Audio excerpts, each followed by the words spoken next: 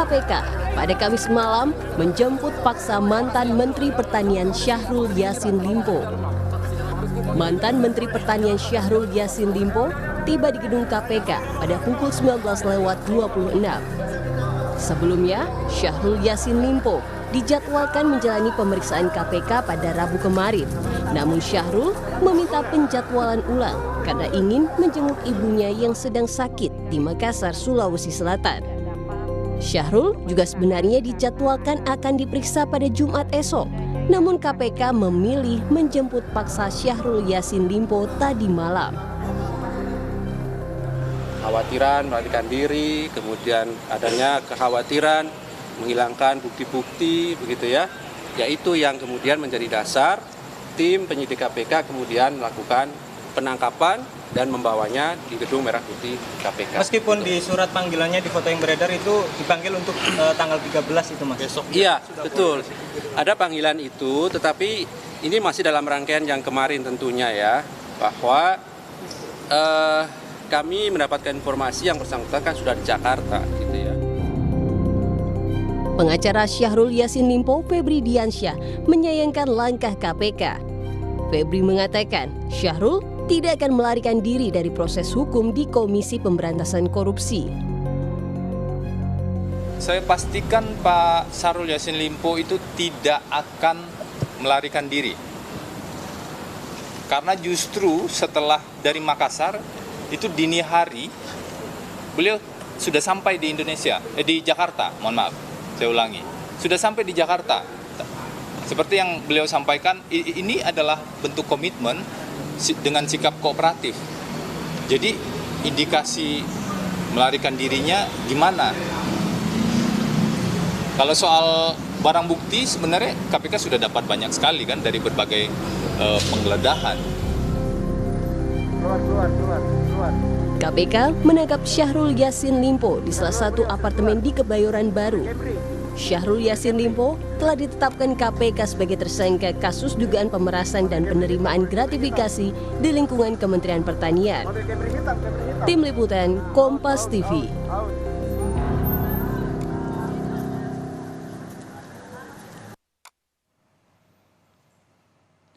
Saudara, KPK menetapkan 3 tersangka dalam kasus korupsi di Kementerian Pertanian, yaitu mantan Menteri Pertanian Syahrul Yassin Limpo serta Direktur Alat dan Mesin Pertanian Kementan Muhammad Hatta. Keduanya belum ditahan karena belum menjalani pemeriksaan Rabu kemarin dengan alasan urusan keluarga. Lalu ada tersangka lainnya, Sekretaris Jenderal Kementerian Pertanian Kasdi Subagiono yang ditahan KPK setelah menjalani pemeriksaan.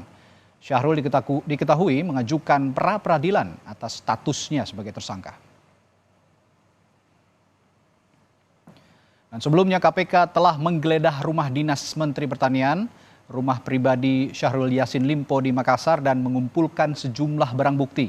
Di antaranya ada uang 30 miliar rupiah, 12 pucuk senjata api hingga mobil, termasuk sejumlah dokumen.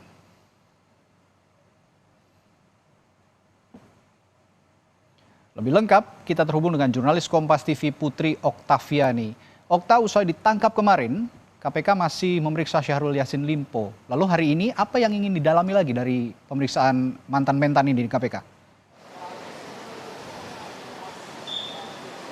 Ya, selamat petang Radi dan juga saudara. Tentu yang akan didalami adalah bagaimana untuk membuktikan dugaan adanya korupsi di Kementerian Pertanian yang diduga ini melibatkan atau menyeret ada 3 nama yang sudah ditetapkan sebagai tersangka dalam kasus ini, yakni yang pertama yakni ex-mentan itu Syahrul Yassin Limpo, kemudian Sekjen Kementan yakni Kasdi Subagio yang telah ditahan kita ketahui sejak hari Rabu kemarin sampai 20 hari ke depan, lalu juga Direktur Alat dan Mesin Pertanian yakni Muhammad Hatta yang hari ini juga diperiksa sebagai tersangka oleh penyidik dan tadi tiba di Gedung Merah Putih KPK sekitar pukul 15 waktu Indonesia Barat. Yassin Limpo, Radi dan juga saudara, sampai dengan saat ini masih dinantikan apakah nantinya akan ditanda seperti apa, karena dirinya masih menjalani pemeriksaan sejak pukul 19.15 waktu Indonesia Barat sejak kemarin. KPK mengklaim dalam hal ini yang dilakukan terhadap Syahrul Yassin Limpo ini adalah penangkapan, jadi bukan penjemputan paksa, karena adanya kekhawatiran bahwa Syahrul Yassin Limpo ini akan menghilangkan barang bukti ataupun juga melarikan diri, karena sebelumnya diketahui Yassin Limpo juga sempat mangkir dari pemanggilan KPK untuk diperiksa dengan alasan ia ingin ke Makassar untuk menjenguk ibunya yang sedang sakit. Dan Radi dan juga saudara, tentu KPK ingin mendalami dugaan korupsi yang terjadi, termasuk juga bagaimana temuan-temuan yang didapatkan dari hasil penggeledahan, misalnya saja uang 30 miliar dalam pecahan rupiah maupun juga asing, lalu juga 12 pucuk senjata api dan lain-lain. Diketahui dalam kasus ini, Radi dan juga saudara, ketiga tersangka pejabat Kementan ini diduga menikmati hasil pungutan 13,9 miliar rupiah yang sumber uangnya ini didapatkan dari anggaran Kementan yang sudah di markup atau dilebihkan dari yang seharusnya. Kemudian juga dari pungutan kepada eselon 1 dan 2 di Kementerian Pertanian, ini dilakukan secara rutin. Dugaannya adalah jumlahnya bervariasi 4.000 sampai 10.000 dolar Amerika. Kemudian juga dari para vendor yang mendapatkan proyek dari Kementerian Pertanian. Diduga belasan miliar itu dinikmati untuk keperluan pribadi seperti membayar kartu kredit, ataupun juga mencicil kendaraan mewah milik Syahrul Yassin Limpo. Jadi tentu yang didalami oleh KPK adalah untuk membuktikan dari mana uang itu berasal, digunakan untuk apa saja, lalu apakah ada mengalir ke pihak-pihak lain, misalnya ke partai politik. Ini yang tentu akan didalami oleh penyidik KPK. Dan nanti informasinya dari KPK akan melakukan konferensi pers, Radi dan juga saudara, sekitar pukul 18.30 waktu Indonesia Barat. Ini tentu yang akan dinantikan bersama dan akan kita pantau bersama dari pihak KPK untuk membuka lebih terang dan jelas bagaimana kelanjutan dari dugaan korupsi di Kementerian Pertanian, termasuk juga pemeriksaan yang dilakukan terhadap Syahrul Yassin Limpo sejak pukul 19.15 waktu Indonesia Barat kemarin, dan juga terhadap Direktur dari Kementerian Pertanian yang tadi tiba sekitar pukul 15 waktu Indonesia Barat. Radi?